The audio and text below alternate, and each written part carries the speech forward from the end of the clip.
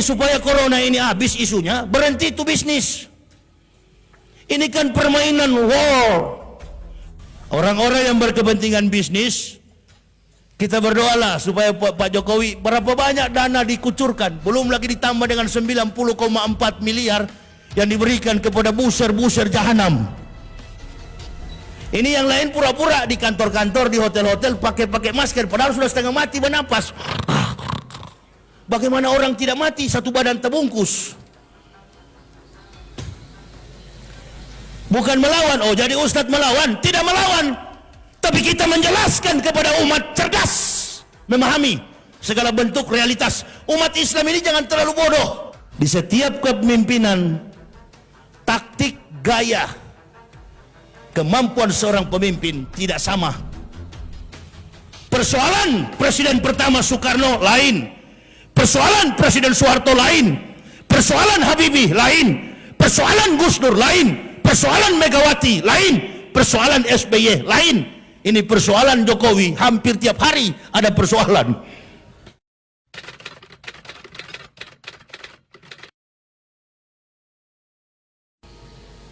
Pak Maruf adalah wakil, Pak Jokowi presiden.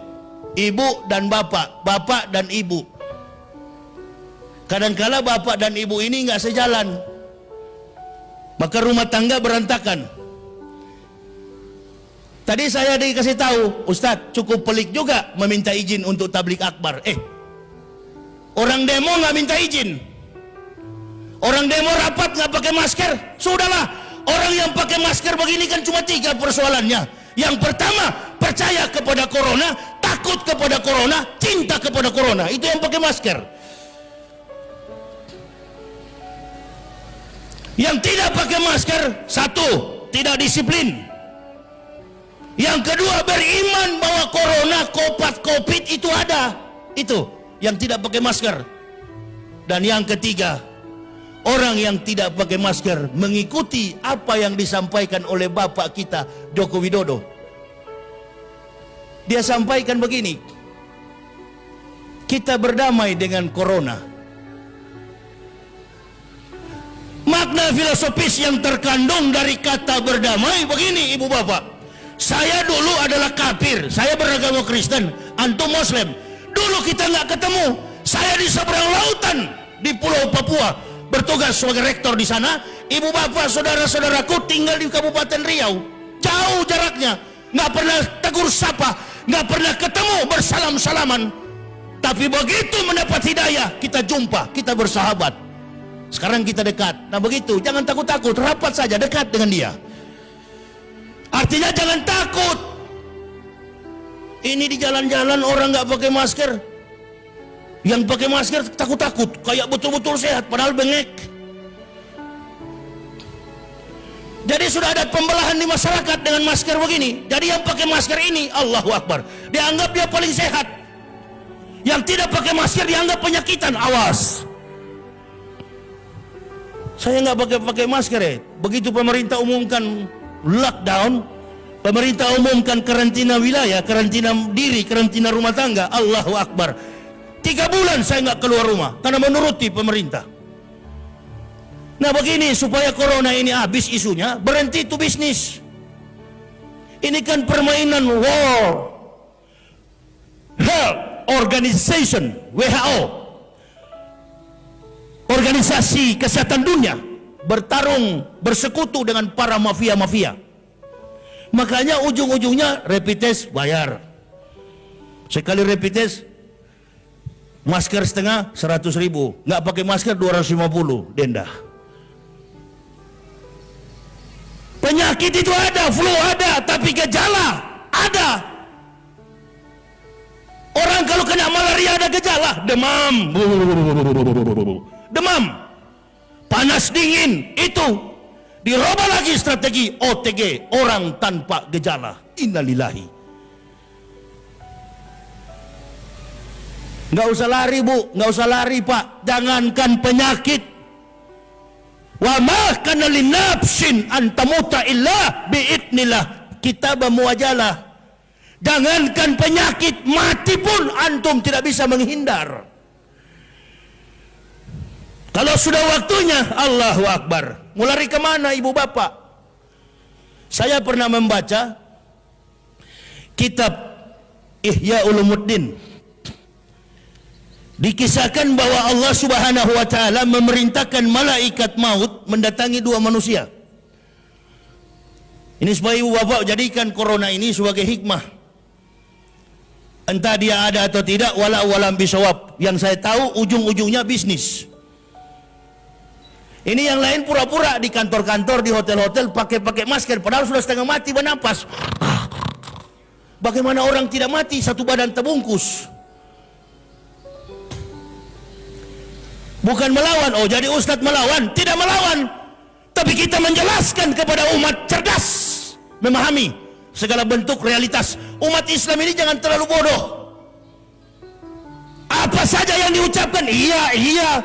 Datang ustadz-ustadz awal-awal yang mengaku sebagai ustadz, amin-aminkan. Memang sudah terbiasa bangsa ini, baru sebut satu ayat ustadz, baru sebut satu hadis ustadz. Di Makkah dan Madinah, orang dilantik jadi ustadz, bergelar doktor, magister, doktoral, and profesor, sudah membuat karya ilmiah dengan beratus-ratus judul, barulah diangkat sebagai al-mukarram wal-mukhtaram, ustadz, guru. Kita baru muncul satu kali TV, baca satu ayat, baca satu hadis, besok ustadz. Baru diundang orang kampung, pergi ceramah satu dua hadis, ustadz. Gak begitu, makanya banyak ketipu.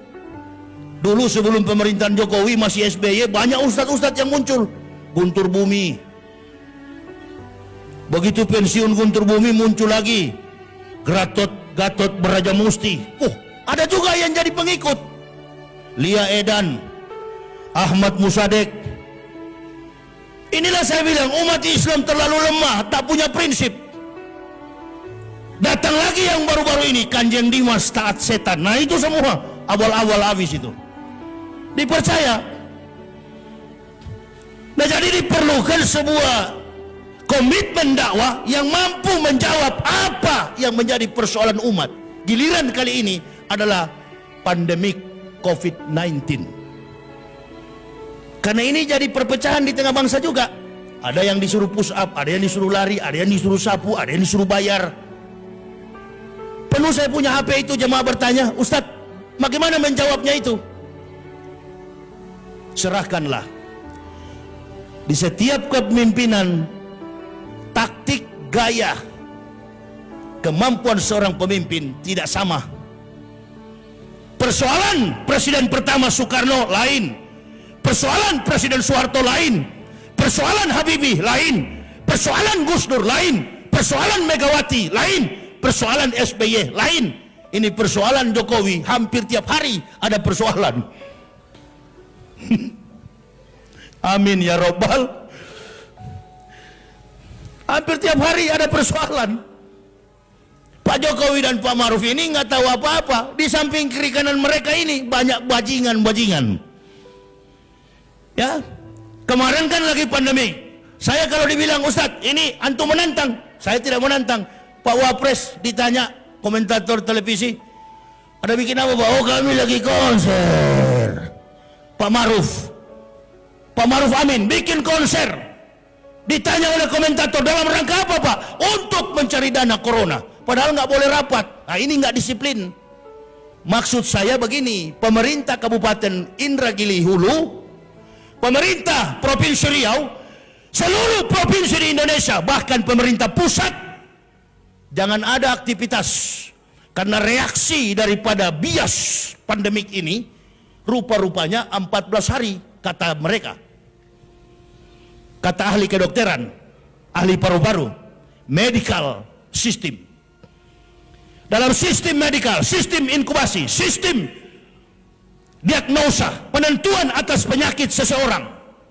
Katanya, wabah ini, virus ini, 14 hari baru dia akan pergi. Nah kalau 14 hari, presiden diam di rumah 14 hari, menteri-menterinya diam di rumah, semua pemerintah diam di rumah, masyarakat jangan ada di luar, 14 hari, 14 malam, disiplinkan diri.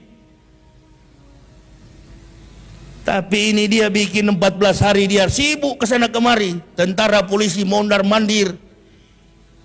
Duduk dalam rumah, disiplinkan, bilang sama diri pribadi, hei diam di rumah. Saya alhamdulillah 3 bulan tidak pernah keluar setelah pemerintah mengumumkan karantina wilayah, karantina rumah tangga, work from home, kerja dari rumah. Jamaah bertanya sama saya, Ustadz kenapa nggak muncul ceramah lagi? Oh nggak boleh, ada physical distance and social distancing. Ada pembatasan sosial, ada pembatasan fisik.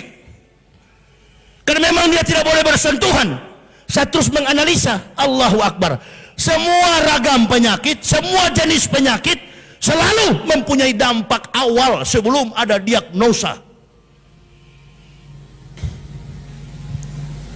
Ya memang jangankan nantilah selesai virus corona ini, tetap jangan berdekatan dengan orang TBC kalau sholat berjamaah.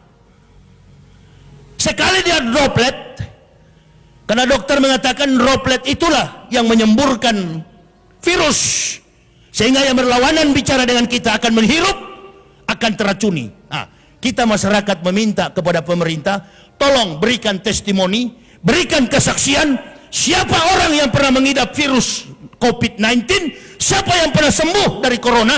Kami masyarakat ingin dengar di depan publik bagaimana dia rasakan. Sampai hari ini nggak ada kawan. Ada atau tidak sampai hari ini? Ada atau tidak? Nggak ada kawan. Orang-orang yang berkepentingan bisnis, kita berdoalah supaya Pak Jokowi, berapa banyak dana dikucurkan, belum lagi ditambah dengan 90,4 miliar yang diberikan kepada buser-buser jahanam. Sehingga ada profesor berdebat dengan Rocky Gerung, Allahu Akbar. Ibu bapak, saudara-saudaraku, profesor itu bukan gelar. Profesor itu adalah profesi. Gelar terakhir manusia itu adalah doktoral, program doktoral. Profesor bukan gelar. Maka kalau ada orang mengatakan saya profesor, saya doktor, dia bukan profesor, dia bukanlah doktor. Secara akademik, secara sistem dalam sebuah kurikulum barangkali dia boleh juga, tapi belum tentu lobus parietal, lapisan otak besarnya, gri meternya, zat hijau abu-abu yang ada di otaknya besar seperti pengakuan dirinya. Profesor adalah profesi profesional dalam mengemban sebuah temuan di atas temuan, itu profesor. Kompleks masalah ini, kompleks. Saya coba menjawab makna daripada kemunafikan itu. Seseorang dengan gelar apapun, mau profesor, doktor, karburator, rusak, apapun, kalau sudah berdiri pada pengakuan yang salah, maka dia tidak mampu membuktikan keilmuannya, walaupun berdalih sampai dengan menggunakan bahasa apapun. Ini kemunafikan yang terjadi. Untuk membela yang salah, jangan pakai gelar. Tadi panitia menyebut saya ini dokter, itu dokter dari kafir, nggak laku itu, nggak perlu dalam Islam. Dokter yang saya punya itu bukan dokter di Islam, bukan dari Mekah, bukan dari Madinah, buang ke sana, itu kafir punya itu.